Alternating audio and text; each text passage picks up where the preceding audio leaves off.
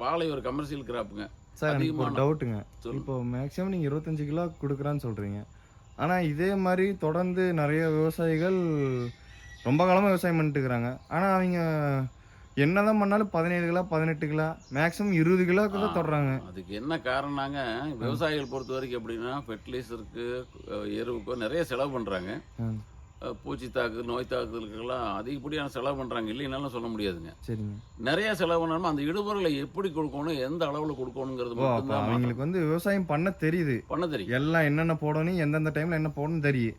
ஆனா அது எந்த அளவுல குடுக்கணும்ங்கிறது தான் கன்ஃப்யூஸ் அங்க ஆயிடுறாங்க. தான் குழப்பம் வந்துருங்க சரி, மேக்ஸிமம். சரி, நெறைய சரிங்க. 100 ஒரு வாழைக்கு 100 வரைக்கும் கூட செலவு பண்ற விவசாயி இருக்கிறாங்க. ஆ. ஆனா அந்த இடுபொருளை எப்படி பயன்படுத்துற மெத்தேடு தவறா பயன்படுத்துறப்போ, ம். அது நம்மளுக்கு ரிசல்ட் ஏங்க வராது. சார் இப்ப நீங்க வந்து இப்போ நீங்க ரொம்ப காலம் விவசாயம் பண்றீங்க. இப்ப நீங்க ஒரு குறிப்பிட்ட ஒரு வாழைக்கு, ஒரு மரத்துக்கு எவ்வளோ செலவு பண்ணுவீங்க? சார் உதாரணத்துக்கு நல்லா எருவு இருக்கிற பூமி, உதாரணத்துக்கு பார்த்தீங்கன்னா, கல்ச்சர் பண்ணக்கூடிய எருவெல்லாம் குடுத்து, ம். அதெல்லாம் ஒரு ட்ரீட் பண்ணோம்னா, ஒரு வாழைக்கு ஒரு 50, 60 ரூபாயிலே நம்ம சொல்லக்கூடிய ரிசல்ட் கொண்டாந்துரலாம். ஓ! இப்ப நீங்க சில வந்து இடத்துல மண்ணையும் ரெடி பண்ணி வச்சுக்கிறீங்க. கண்டிப்பா, இப்போ ஒரு வாழை போடுறீங்கன்னா, ஃபர்ஸ்ட்டு நான் மண்ண ரெடி பண்ணிறீங்க. கண்டிப்பா. அதுக்கப்புறம் தான் வாழைக்கான சத்துக்கள் ஆமா. குடுக்குறீங்க. உண்மை, உண்மை. அதாவது மண்ண ரெடி பண்ணாத ஒரு விவசாயம் எடுக்க முடியுமா அப்படின்னா, கண்டிப்பா சாத்தியமில்ல. ஆ. நல்ல மண் இருக்குது, வளமான மண் இருக்குது, வளம் இல்லாத மண் 2மே இருக்குங்க. சரிங்க. மீடியமாவும் இருக்குங்க. ஃபெர்டைல் லேண்ட்ன்னு சொல்லுவாங்க. வளமான மண்ணா இருக்கு. ஆனா ஓகேங்க. அதுல நெமட்டோடோ அல்லது அந்த நான் சொன்னக்கூடிய அந்த நூற்புழுனுடைய தாக்குதல் இல்ல ஃபங்கஸ் அதிகமா இருக்குங்க. ஆ.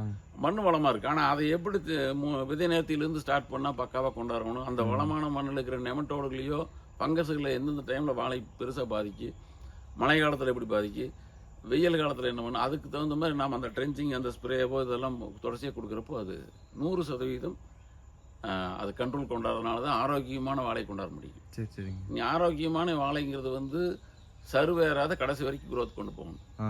அதில் தலைமணி சாம்பல் சத்து நுண்ணூட்டங்கிறது 14 வகையான நுண்ணூட்டமெல்லாம் கடையில் வாங்கி போடுவோம். பட் அதனுடைய அளவு மாறும். சரிங்க. ஏங்க சார் இப்ப இந்த மாரி சருவெல்லாம் வருது இல்லைங்க? சொல்லுங்க. இந்த சருவெல்லாம் நீங்க வந்து வெட்டாதீங்க. ம். அந்த சருவெல்லாம் அப்படியே விட்டுருங்க. ஆனா சில விவசாயிங்க பார்த்தீங்கன்னா, சருவ பார்த்தாலே வெட்டிடுறாங்க. அது உண்மைங்க. வாழை விவசாயம் பொறுத்த வரைக்கும் எப்படின்னா, காடு சுத்தமா இருக்கணும். ஆ. ஏன்னா மரம் சுத்தமா அங்கிருந்து இருக்கணும். பார்த்தா நமக்கு காடு வந்து தெளிவா பளிச்சுன்னு தெரியணும் ரொம்ப தெளிவா இருக்கணும்னு அப்படிங்கிறக்காகவே அந்த சொல்லுவாங்க. சருவல வெட்ட பட் ஆரம்பிச்சிடுறாங்க. குளிர் காலத்துல, மழை காலத்துல லேசா சருவு இருக்கலாம். சரிங்க. ஆனா டெம்பரேச்சரான காலத்துல இப்போ இது மாதிரி சின்ன சின்ன மிஸ்டேக் தான் பண்ணுவாங்க. அதிக வெப்ப காலத்துல சருவுகளை அறுக்கக்கூடாது. ஏன்னா அந்த வெப்பம் அடியில் இருக்கிற மட்டைகளை மேல் மட்டைகளை பாதிக்கும். சரி, இந்த சரிங்க. மேல் அப்ப மட்டை ஹீட் வந்து நேரா மரத்துக்கே மரத்துக்கு போகுங்கிறீங்களா? படாதுங்க. நேரடியா வெயில் தாக்கமா அந்த டெம்பரேச்சர் ஹீட் வெயில் கூட படலினால் கூட மாய்ச்சர்ல இருக்கிற புழுக்கம் டெம்பரேச்சர் நம்மளுக்கு எப்படி புழுக்கமா வேகுன்னு சொல்ல முடியும், அது மரத்துக்கும் உண்டு. அந்த சருவு போட்டு அறுக்காத வச்சுக்கிறப்ப அதுக்கு போற போத்துன மாதிரி அந்த கூலிங்கா இருக்கிறதுனால